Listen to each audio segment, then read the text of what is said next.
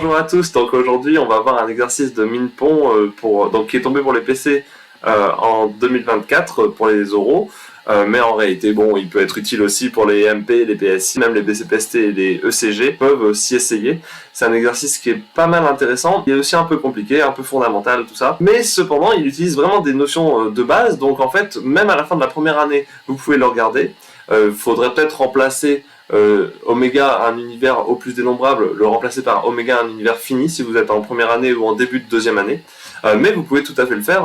Alors, ce que je vous conseille, si vous êtes élève de prépa et que vous regardez cette vidéo, c'est d'essayer de le faire chez vous, de mettre la vidéo en pause pour essayer d'avancer par vous-même, parce que c'est ça qui va vous faire progresser. Vraiment chercher l'exercice qui vous fait progresser. Et pour les autres personnes qui regarderaient ma vidéo, qui ne sont pas des élèves, qui ne préparent pas de concours, mais qui sont intéressés tout simplement par la résolution d'exercices de maths, vous êtes au bon endroit. On va résoudre ce truc-là assez rapidement. Donc, c'est parti. Soit Oméga un univers au plus dénombrable, et soit Oméga AP un espace probabilisé. On veut caractériser les événements de A qui sont indépendants de tout événement B. Et ben c'est parti, allons-y. Alors caractériser les événements, caractériser, c'est le mot important de cet énoncé. Caractériser, ça veut dire en général donc trouver en fait une condition nécessaire et suffisante. Nécessaire, suffisante, ça fait un peu pas mal même penser à de l'analyse synthèse. On veut trouver ces événements là. Les caractériser. Donc analyse synthèse, c'est ce qui nous permet de trouver des conditions nécessaires dans l'analyse et suffisantes dans la synthèse. Bon, parfois, quand on peut, on essaye de trouver des conditions nécessaires et suffisantes directement dans l'analyse pour pas faire la synthèse, mais là ça va être un peu compliqué, mais bon, démarrons. Alors, l'analyse, on suppose qu'on a un tel événement A, c'est-à-dire que pour tout événement B appartenant à l'ensemble des événements, A est indépendant de B. Donc on va écrire ce que ça veut dire quand même cette histoire, c'est-à-dire A indépendant de B, il faut revenir à la définition, la probabilité de A inter B égale la probabilité de A fois la probabilité de B. Alors ça c'est vrai pour tout événement B, donc nous notre objectif c'est de trouver les événements B, on peut prendre ceux qu'on veut, qui vont nous donner le plus de contraintes sur A. A il est indépendant de tous les événements. C'est quels événements B qui vont nous donner le plus de contraintes sur A? En fait c'est de prendre B égale A. A, il est indépendant de A. Si on prend B égale A, il est indépendant de A. Ça, c'est hyper fort comme contrainte. On peut assez facilement comprendre que si A, il est indépendant de A, sans doute que A, il est indépendant de tous les autres événements. Parce que s'il est indépendant de lui-même, c'est déjà hyper fort, quoi. Alors, de manière équivalente, on pourrait aussi prendre B qui vaut le complémentaire de A. Dire que A est indépendant de son complémentaire, ça donnerait exactement le même résultat. Mais nous, on va partir sur A indépendant de A. Je pense que c'est encore plus intuitif. Donc on va voir déjà ce que ça nous donne pour voir, voilà, on va voir, c'est parti. Donc on remplace la propriété, donc là-dedans A on garde, mais B on le remplace par A, ça fait la probabilité de A inter A qui vaut la probabilité de A fois la probabilité de A, et comme A inter A c'est la même chose que l'événement A, et là ça nous fait la probabilité de A au carré, on a juste à faire passer la probabilité de P de A au carré de l'autre côté. En fait là on résout, on résout l'équation, on cherche P de A, l'inconnu P de A, c'est parti. Ça nous fait, en factorisant par P de A fois 1 moins P de A égale 0. Un produit qui vaut 0, ça veut dire soit P de A vaut 0, soit 1 moins P de A vaut 0. Et donc, soit P de A vaut 0, soit P de 1 vaut 1. Alors là, je l'ai encadré parce que c'est des conditions qui sont déjà très fortes en fait. P de A vaut 0, ça veut dire quoi? P de A vaut 0, ça veut dire que c'est un événement impossible, A. Et P de A vaut 1, ça veut dire A, c'est un événement sûr. Là, on est en train de dire, si on a un événement, nécessairement, cet événement-là qu'on cherche, il sera soit impossible, soit sûr. Un événement qui est indépendant de tous les autres. Et bon, intuitivement, on peut se dire que ça va être une condition suffisante, parce que si un événement est impossible, bah oui, il est impossible, indépendamment de tous les autres événements, il est impossible, quoi. Et si un événement est sûr, bah oui, indépendamment de tous les autres événements, oui, c'est un événement sûr, donc oui, il est indépendant de tous les autres. Et donc là, on a une condition nécessaire, mais on peut se douter qu'elle sera suffisante en regardant aussi des exemples. A qui vaut l'ensemble vide, c'est bien un ensemble, c'est bien un événement dont la probabilité est nulle, et si on a A qui vaut l'ensemble vide, on a bien l'ensemble vide intersecté avec B qui va valoir la probabilité de l'ensemble vide pour tout ensemble B, donc ça vaudra 0 ici. La probabilité de l'ensemble vide qui vaut 0 là, ça donnera bien 0 ici aussi. Ça, ce sont des exemples assez courants En général, quand on voit l'indépendance au début, les professeurs en parlent de ces événements-là pour dire que ce sont des événements qui sont indépendants de tous les autres. Mais attention, hein, on n'est pas sûr que la probabilité de A égale à 0, ça veut dire que A est l'ensemble vide. Attention, il peut y avoir des événements impossibles qui ne sont pas l'ensemble vide. De la même manière, il peut y avoir des événements sûrs qui ne sont pas l'ensemble entier. D'accord? Donc, on a ça, mais on n'a pas forcément que A est égal à ensemble vide ou que A est égal à oméga. Donc là, maintenant, il faut faire la synthèse. On va partir de P de A égale 0 ou P de A égale 1 pour montrer que c'est une condition suffisante pour que A soit indépendant de tous les événements B. Donc c'est parti. Supposons déjà que P de A égale 0. C'est plus facile en fait de démontrer quand P de A égale 0 que quand P de A égale 1 qu'on a bien cette indépendance de A. Donc on prend B un événement quelconque. Et ce qu'on sait, donc nous on va regarder la probabilité de A inter B, et ce qu'on sait c'est que A inter B est inclus dans A, donc la probabilité de A inter B elle est plus petite que la probabilité de A. Celle-là, elle vaut 0. Donc la probabilité de A inter B, comme une probabilité est tout le temps positive, elle est comprise entre 0 et 0, autrement dit, elle vaut 0, et ça tombe bien parce que la probabilité de A fois la probabilité de B, comme on a supposé que la probabilité de A égale 0, la probabilité de A fois la probabilité de B, bah, ça vaut 0 aussi. Donc dans ce cas-là, on a bien la relation bleue qui nous dit que A est indépendant de B, ça tombe bien. Ok, donc ça c'était le cas P de A égale 0, on voit bien que P de A égale 0, c'est donc une condition suffisante. Si P de A égale 1, là c'est un peu plus compliqué, on ne peut pas faire le même raisonnement jaune là, parce que si on faisait le même raisonnement jaune, la probabilité de A à ce moment-là vaut 1, et on trouve que la probabilité de A inter B est comprise entre 0 et 1, super, on n'est pas bien avancé. Une probabilité comprise entre 0 et 1, c'est trivial, hein, c'est toujours le cas. Donc il faut qu'on pense à autre chose. Alors, ce à quoi on peut penser, c'est que si un événement a probabilité 1, on peut penser à son complémentaire qui, lui, aura probabilité 0. Hein. Selon la formule bien connue, la probabilité du complémentaire de A, c'est 1 moins la probabilité de A, qui vaut donc 0. Et donc, le complémentaire de A, il tombe dans le premier cas. D'après le premier cas, on sait que le complémentaire de A est indépendant de tout événement B. D'accord ? Donc, par ailleurs, on peut utiliser la propriété selon laquelle si le complémentaire de A est indépendant de B, alors A sera lui-même indépendant de B. Ok, ça c'est une des propriétés qu'on a sur l'indépendance, une des rares propriétés entre les opérations d'ensemble. Donc là, l'opération du complémentaire qui est compatible avec l'indépendance. Ça marche pas pour l'intersection, ça marche pas pour l'union, mais ça marche pour le complémentaire. Donc le complémentaire de A indépendant de B, ça donne que A est indépendant de B. Et donc, en l'occurrence, comme le complémentaire de A est indépendant de B, on a bien A qui est indépendant de B. Alors, attendez, pardon, je vais juste montrer ça. Donc, finalement, ça tombe bien. On a une condition suffisante. Hein. P de A égale 0, ça nous donne bien le résultat. P de A égale 1, ça nous donne bien le résultat. Donc, en fait, les événements A qui sont indépendants de tous les événements B, ce sont exactement les événements impossibles ou les événements sûrs, ceux dont la probabilité vaut 0 ou ceux dont la probabilité vaut 1. Voilà pour la question 1. Et maintenant, on va passer à la question 2. Soit oméga, les parties de oméga et P, donc encore un espace probabilisé, on cherche à savoir s'il existe une proba telle que tous les événements des parties de oméga sont mutuellement indépendants. Et si oui, on veut encore, le mot caractériser cette probabilité. Caractériser cette probabilité, ça veut donc dire qu'on va encore faire un raisonnement par analyse-synthèse. Et en fait, quand on fait ce raisonnement par analyse-synthèse, on est en train de démontrer que ça existe. Hein.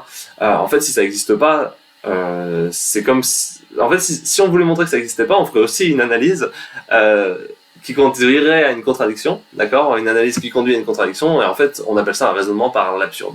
Donc, on va faire notre analyse, on va voir si ça nous amène à une contradiction ou pas. S'il n'y a pas de contradiction, bah, on fera une synthèse. S'il y a une contradiction, c'est par l'absurde qu'on va raisonner pour dire qu'elle n'existe pas. Donc, c'est parti, on va lancer notre analyse. Alors, on va aussi essayer de penser à la question 1. Hein. Y a quand même un lien avec la question 1, là, un lien non négligeable, c'est que là, on est en train de dire tous les événements sont mutuellement indépendants, en particulier, c'est pas la même chose, mais en particulier, dans ce cas-là, on a une probabilité, du coup, telle que pour tout événement A, cet événement A, il est indépendant de tous les autres événements de oméga. D'accord ? Donc, cet événement A, il est indépendant de tous les événements de oméga, c'est-à-dire qu'on est exactement dans la situation de la question 1. On n'est pas... Alors, c'est un peu plus fort, on est dans une situation un peu plus forte, parce qu'en plus, ils sont mutuellement indépendants. On y reviendra. Mais pour le moment, en tout cas s'ils sont mutuellement indépendants, on peut dire que nécessairement, ils sont déjà indépendants de tous les événements A de P de oméga. Tous les événements A, ils sont indépendants de tous les autres événements de cet ensemble oméga. Donc, on est dans la situation de la question 1, ça veut dire que on a une probabilité qui met tous les événements A sur 1 ou bien sur 0. Ok ? Parce que vu que tous les événements A ils sont indépendants de tous les autres, tous les événements A ils vérifient la propriété de la question 1. D'accord ? Donc la probabilité de tous les événements vaut soit 1 soit 0. Donc la fonction, l'application là, de probabilité, l'application de probabilité en fait c'est une indicatrice, c'est une application indicatrice. Elle évalue tout, elle est définie sur P de oméga, et à tout élément de P de oméga, elle va lui associer soit 1, soit 0. C'est une forte contrainte, ça, sur une mesure de probabilité. On peut raisonnablement penser que ça ne va pas exister. Faudra se poser la question. Alors, pour savoir si ça va exister ou pas, il faut se rappeler c'est quoi une probabilité, et ça c'est vraiment une définition qu'on n'utilise pas souvent dans l'année. Donc c'est quoi une mesure de probabilité? Alors déjà il y a deux propriétés. Il y a la propriété que P de oméga égale 1, et la deuxième c'est que la probabilité de l'union d'événements indépendants c'est la somme des probabilités des événements. Alors là attention, j'ai fait une petite erreur, c'est normalement la probabilité des AI, c'est pas la somme des AI, c'est la somme des probabilités des AI. D'accord ? À condition, bien sûr, que ces événements soient disjoints. Ok ? Donc ça, c'est la deuxième propriété qui est un peu plus bizarre. Ok, donc une probabilité, ça doit vérifier ces deux propriétés-là. Et donc, on peut se demander sérieusement, est-ce que ces probabilités existent ou pas ? Alors, quand j'ai vu la condition, moi je vous avoue, quand j'ai vu la condition, je m'étais pas posé la question avant de voir l'exercice. Quand j'ai vu la condition pour la première fois, moi je me suis dit, ça n'existe pas. Mais en fait, pour me convaincre, je suis allé chercher un oméga simple, d'accord ? Donc on peut faire des exemples sur des oméga simples pour se dire est-ce que ça existe ou pas. L'ensemble oméga le plus simple possible, nous on veut qu'il soit au plus dénombrable, le plus simple possible c'est d'en prendre un qui a un seul élément, d'accord ? On prend un ensemble oméga qui contient qu'un élément, alors à ce moment-là les parties de oméga c'est simple, c'est soit l'ensemble vide, soit l'ensemble qui contient l'élément, c'est-à-dire oméga, voilà. Et à ce moment-là, on peut la définir cette probabilité. Elle vaut 0, ou bien elle vaut 1, elle vaut 0 sur l'ensemble vide, elle vaut 1 sur oméga. Donc elle existe. Donc en fait, là ça veut dire que moi, quand je croyais qu'elle n'existait pas, je me suis trompé, j'ai déjà trouvé un oméga où elle existe. Ok, donc après on peut se dire c'est peut-être le seul cas particulier où cette probabilité va exister. Donc on va en regarder un peu plus compliqué, mais pas beaucoup plus. On va juste mettre deux éléments dans oméga. Si on met deux éléments dans oméga, on a donc les parties de oméga qui valent soit l'ensemble vide, soit l'ensemble qui contient le premier élément, soit l'ensemble qui contient le deuxième élément, soit l'ensemble qui contient les deux éléments, à savoir oméga. Donc ça c'est toutes les parties de oméga. Alors, ce qu'on veut sur notre probabilité, c'est que la probabilité de oméga vaille 1, la probabilité de l'ensemble vide vaut 0. Donc sur ces deux-là, on n'a pas le choix. Maintenant, sur les deux qui restent, là, elle vaut soit 1, soit 0. Ok ? Si elle vaut 0 sur les deux, on est mort. Si elle vaut 0 sur les deux, on est mort, parce que la probabilité de l'union des deux, ça doit valoir la probabilité d'oméga, donc ça doit valoir 1. Donc elle ne peut pas être égale à 0 sur les deux en même temps. Il faut qu'elle vaille 1 sur un des deux. En fait, elle ne peut pas valoir 1 non plus sur les deux, parce que si elle vaut 1 sur les deux, quand on fait la somme des probabilités, ça va faire 2. Et une probabilité qui vaut 2, qui serait la même que celle de oméga, c'est pas possible. La probabilité d'oméga, elle vaut 1. D'ailleurs, une probabilité, ça ne peut pas dépasser 1. Donc, résultat, il faut qu'elle vaille 1 sur un des deux et 0 sur l'autre. Et quand on fait ça, en fait, ça marche. Par exemple, si elle vaut 1 sur oméga 1, si la probabilité de oméga 1 vaut 1 et la probabilité de oméga 2 vaut 0, en fait, c'est une probabilité qui est tout à fait valide. C'est un premier choix qui fonctionne, mais il y en a un deuxième. On pourrait prendre aussi une probabilité qui vaut 0 sur oméga 1 et qui vaut 1 sur oméga 2. Ça, ce serait deux mesures de probabilité qui fonctionnent. Alors, je ne vais pas préciser, mais évidemment, sur l'ensemble vide, elles valent 0, et sur oméga, elles valent 1. Et ça, ce sont des probabilités qui marchent. Elles vérifient bien les propriétés bleues, là. Il n'y a pas de souci. Bon, écoutez, du coup, si ça marche, on va essayer dans le cas général. Alors, en fait, là, maintenant, on va enfin utiliser cette hypothèse là qu'on n'avait jamais utilisée jusqu'à présent. Oméga est un univers au plus dénombrable. Bon, on va écrire c'est quoi oméga. S'il est dénombrable, ça veut dire qu'on peut compter tous ces éléments. Alors ça, c'est pas très rigoureux la manière dont je l'ai écrit, mais c'est pour que vous visualisiez bien. En gros, on peut l'écrire comme l'ensemble des oméga i avec i qui appartient à n. Ok. Donc, là, on va reprendre les propriétés des probas. Alors, si on prend les propriétés des probas, ça veut dire, quand on fait la probabilité de oméga, nous, on sait que oméga, il s'écrit comme l'union de quoi? L'union des singletons oméga i. Là, les petits oméga i, ils composent tous, quand on les réunit, ils composent tous oméga. Ce que j'ai pas précisé, bien sûr, c'est que les oméga i, on les suppose deux atomes distincts, hein, sinon ça n'a pas d'intérêt de les différencier. Donc là, on les suppose tous deux atomes distincts, ce sont tous des éléments différents de oméga, et donc, bim, cette probabilité se transforme en somme. Les événements sont bien disjoints, parce que les oméga i sont bien distincts. Il n'y a pas deux oméga i qui sont pareils, donc il n'y a pas deux singletons qui ont une intersection commune. Donc, résultat, on se transforme la probabilité de cette union, ça devient la somme des probabilités, en utilisant donc la deuxième formule sur les probas. Et donc la somme des probabilités, c'est une somme de probabilités qui valent soit 0, soit 1. Vous êtes d'accord? Parce que ça, c'est le truc vert.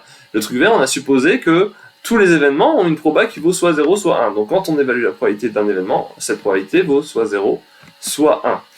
Or, cette somme, elle vaut 1. Pourquoi elle vaut 1? Parce que P de oméga vaut 1. Donc on a une somme d'éléments qui valent soit 1, soit 0, et dont le résultat vaut 1. Ça veut dire qu'il y en a forcément un seul dedans qui est égal à 0. Vous êtes d'accord? Parce que s'ils étaient tous égaux à 0, la somme, elle vaudrait 0. S'il y en avait au moins 2 qui sont égaux à 1, s'il y en avait au moins 2 qui sont égaux à 1, cette somme, elle vaudrait au moins 2, et donc elle ne pourrait pas valoir 1. Autrement dit, il en existe un unique, tel que la probabilité vaut 1. Et je n'ai pas précisé, mais la probabilité de tous les autres vaut 0. D'accord?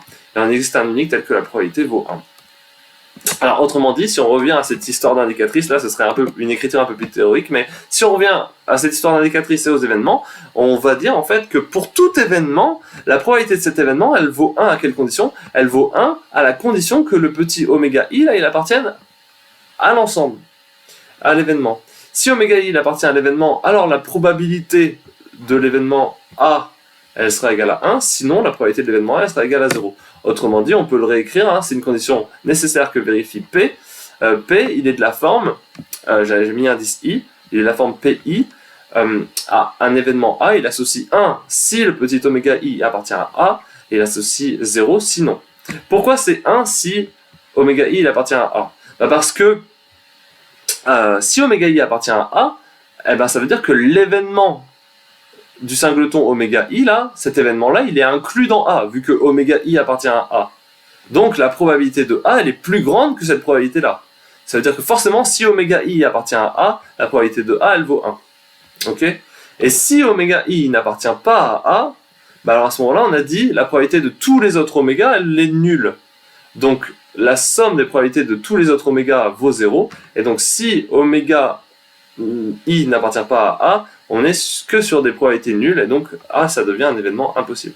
Autrement dit, les événements sûrs, ce sont ceux qui contiennent le petit oméga i, et les événements impossibles, ce sont ceux qui ne le contiennent pas. Voilà. Alors, autrement dit, des probabilités, il y en a autant que d'éléments dans oméga. Donc si oméga contient une infinité d'éléments, il y a une infinité de probabilités. D'accord? Il y a autant de petits i là que de oméga i qui sont les événements de oméga. Bon, voilà, ceci conclut notre phase d'analyse. Il faut maintenant faire la synthèse, c'est-à-dire que montrer que quand on a ces probabilités-là, ça nous donne bien que tous les événements sont mutuellement indépendants. Donc, c'est parti pour la synthèse. Alors, la synthèse, on va prendre du coup notre probabilité de tout à l'heure. Alors maintenant, je l'indice par oméga. Je vais dire, en fait, pour prendre une telle probabilité, il faut déjà choisir un élément oméga qui appartient à l'ensemble oméga, d'accord? On prend un élément particulier oméga et on va montrer que cette probabilité-là, qui a A associe 1 si oméga appartient à A et 0 sinon, on va montrer que cette probabilité, elle rend bien tous les événements de P de oméga, elle les rend bien tous mutuellement indépendants. Mutuellement indépendants. Alors, est-ce que vous vous souvenez de ça? La mutuelle indépendance, c'est une propriété qui est un peu compliquée à écrire. En général, moi je conseille en tout cas à mes élèves de PCPST de pas l'apprendre par cœur. Alors peut-être que vous devez l'apprendre par cœur dans votre filière, mais c'est une propriété compliquée à écrire. Donc c'est parti, je vous la montre. On dit que les événements AI sont mutuellement indépendants si et seulement si. Quand on prend les événements AI, bon là ça doit être vrai pour tous les événements AI, hein. Quand on prend ces événements AI et quand on prend un sous-ensemble d'indices I includant N, alors la probabilité de l'intersection de ces événements AI est toujours égale au produit des probabilités des AI. C'est ça la mutuelle indépendance, ok? Bon, alors la propriété fait un peu peur, mais en réalité, si on est méthodique, on va y arriver, vous allez voir, c'est en réalité pas si compliqué que ça.